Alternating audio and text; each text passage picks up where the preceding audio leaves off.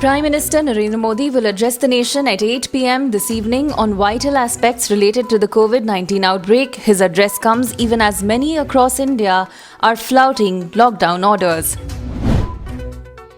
Manipur reported its first positive coronavirus case on Tuesday, taking the total number of cases in India to 491, including 9 deaths and 36 cured cases until 24th March morning.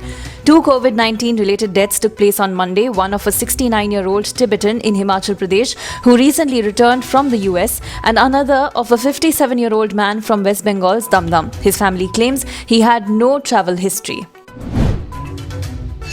30 states and union territories have now announced a complete lockdown in 548 districts, while in 58 districts of 3 states, the curbs are partial. In Maharashtra, Chief Minister Uddhav Thackeray announced curfew-like measures, issuing strict orders for people to keep indoors and sealing borders, while Punjab fears an alarming rise in cases after 90,000 NRIs returned home.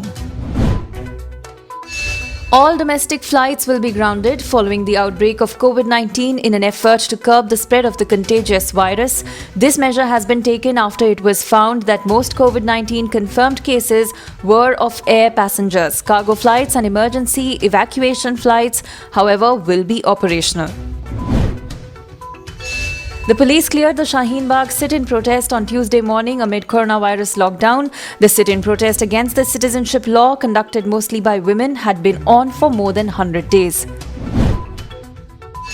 A wholesale market in Moradabad was bustling with activity even as the area has been put under lockdown due to the COVID-19 contagion. Similar scenes emerged from a market in West Bengal's North 24 Parganas. States are expected to enforce the lockdown. Penalties for violators are 6 months jail and/or Rs 1,000 fine. At least 6 top corporate leaders are said to have recommended to the Prime Minister that the government should make payments to unorganized sector workers since they bear the brunt of the severe lockdown measures to arrest the spread of COVID-19. Besides support for the unorganized workers, the CEOs sought relaxations for companies given that the COVID-19 stress came on top of an already sluggish economy. The Ministry of Home Affairs Monday issued an advisory to all states to take appropriate legal action against people who were reported to be harassing people from the northeast over the spread of the COVID-19. International Olympic Committee member Dick Pound predicted the 2020 Games in Tokyo will be postponed because of the coronavirus outbreak, which would make it the largest event yet halted or rescheduled by the global pandemic. The Games were scheduled to take place in Japan from July 24th to August the 9th. National Conference leader Omar Abdullah will be released shortly after over 7 months in detention in Kashmir. The former Chief Minister was detained along with hundreds of politicians in August when the centre decided to end the special status to the former state of Jammu and Kashmir.